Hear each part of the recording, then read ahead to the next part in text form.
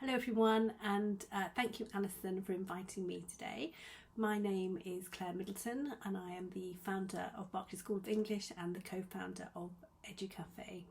I'm really sorry that I can't be there in person today, but my colleagues Rachel, Hanan and Beata should be there. I hope you're there, ladies, and they should be able to answer any questions that you may have at the end. Today the forum is looking at information, advice and guidance, IAG, and so part of that is understanding your learners' starting points and progression. And I'm going to share the process we've created for our learners to communicate with their teachers and for the learners' feedback to inform and support the teachers' planning. Everyone's provision is different and so are our learners, so our process suits our needs but may not suit yours, and this is just to show you an alternative method to one that you may already be using, or to give you some ideas if you're thinking about starting a different process. It's also important to say that this process doesn't replace the ACL3 or the ILP that West Berkshire Adult Community Learning asks us to use. This is still required and we still use that, and we also have our own version of the ACL6, the learner feedback form for the end of course review. So this is more of a record of learning and feedback after each lesson. So why did we create a new process, you may well ask? Well, we all know that things have changed a lot since lockdown, with more online and hybrid teaching. And I think during lockdown, our focus really was to support the learners and to actually get them to access online learning. And perhaps some of those other things that we did in classrooms fell by the wayside. So online learning presented challenges with completing paper forms and ILPs away from the classroom, and especially for low-level learners. And we really missed that social time at the end of a lesson where learners could discuss any concerns they might have. We felt that we needed a simple form that would serve online, face-to-face and hybrid learning, and that form would inform the teacher of learner progress, inform the teacher for her planning, and to create a record of learning and reflection for the learner.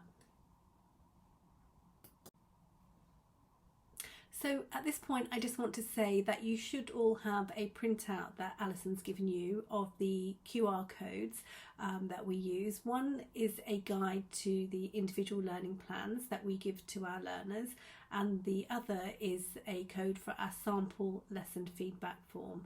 So those of you that can access QR codes, you can take a look at our information for learners and the form that we use, and if you feel like it, and I really hope that you do, you can complete the feedback form at the end of this presentation by choosing Tutor Forum from the drop down menu, and it really would be good to know what you think of the process that we're using, and then I can then share the feedback with Alison and then she can then share it with you. So getting the learner on board, this is the most important thing about the process. How do we do this? So the learners receive a link to a guide to individual learning plans and lesson feedback when they join the course, and that's the QR code that you have on your handout.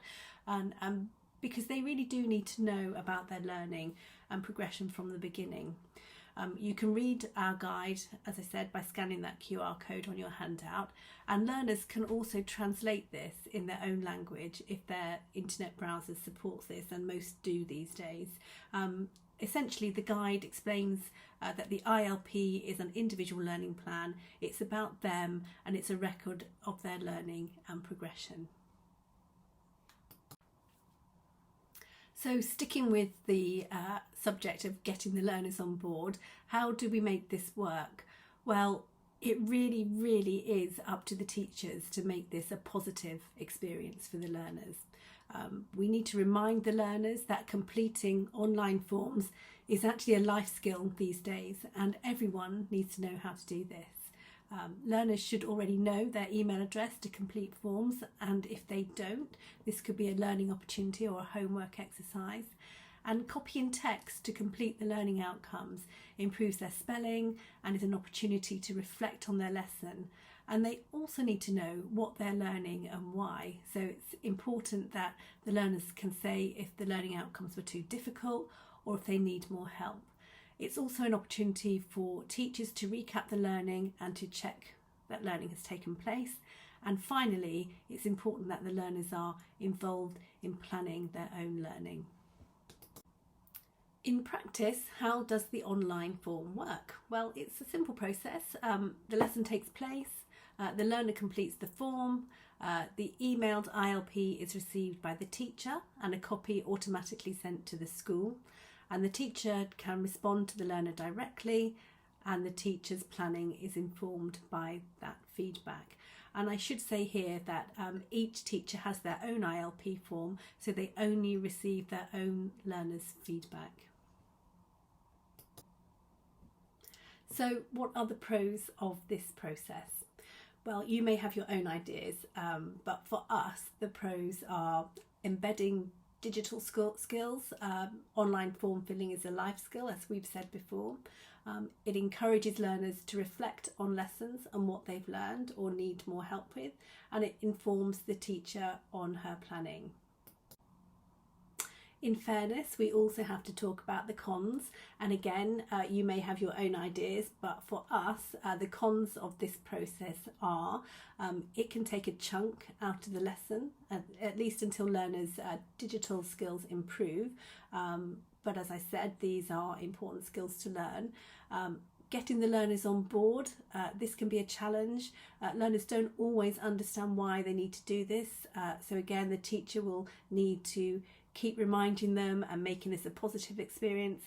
And of course, if you have larger classes, this can generate a lot of email. Just going to spend a few moments looking at the data. We use Jotform, which is an online form creator that also provides data analysis. And I'm going to show you the kind of data that can be collected and how it can be presented and used. One of the questions on the form asks, how was your lesson today? It's asking if the lesson was at the correct level for them. And the responses can be, the lesson was the correct level for me, it was too easy, or I need more help, or the lesson was too difficult. And if you look at this slide, and from this session, this lesson was the correct level for me, was the majority response. So this is really good for the teacher to know this. On this slide, we can see that the data is presented in a slightly different way, and the questions were posed with a score of 1 to 5, with 5 being the highest.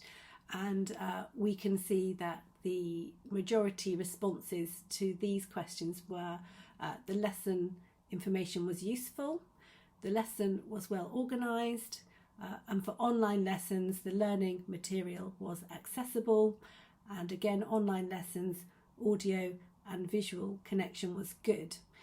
If we look at the illustration in the bottom right hand corner, you can see that for some learners they had some connection issues, and the teacher may need to follow this up and make sure that the learners are using the correct equipment.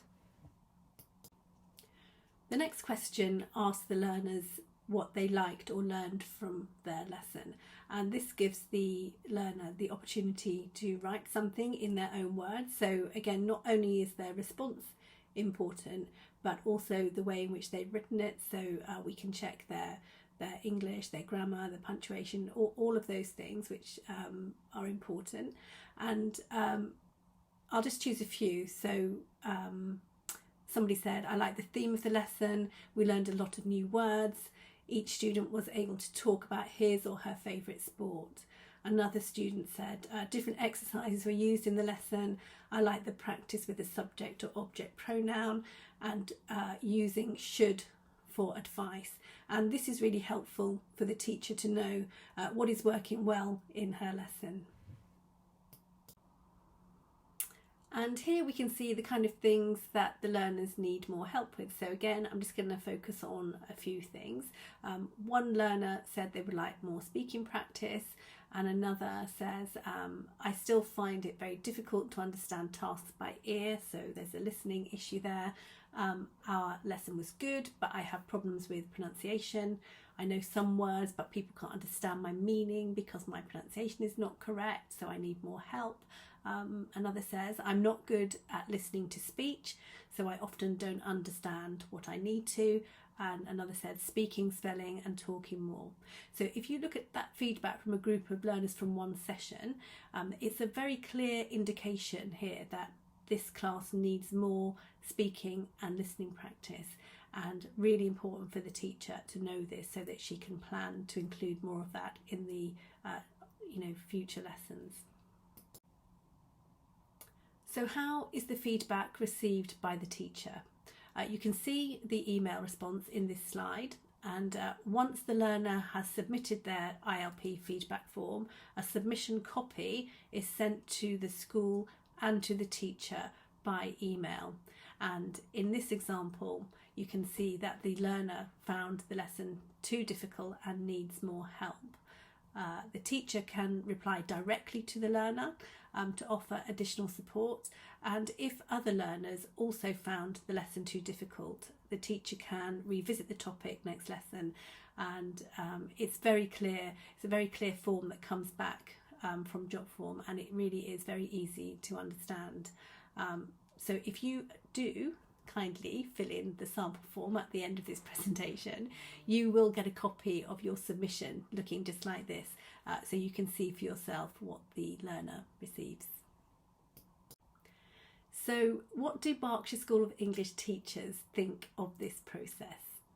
It's probably a good idea that I'm not in the room right now, but it's fair to say we've only been using this process since October, and so it really is still early days. And yeah, there are mixed feelings, especially with very low level learners and learners who challenge why they need to do this.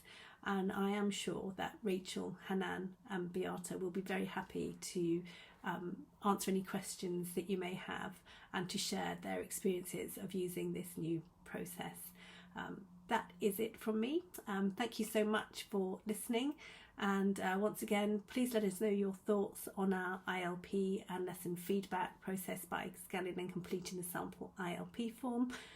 Thank you again, Alison, and I hope you all enjoy the rest of the tutor forum. Thank you.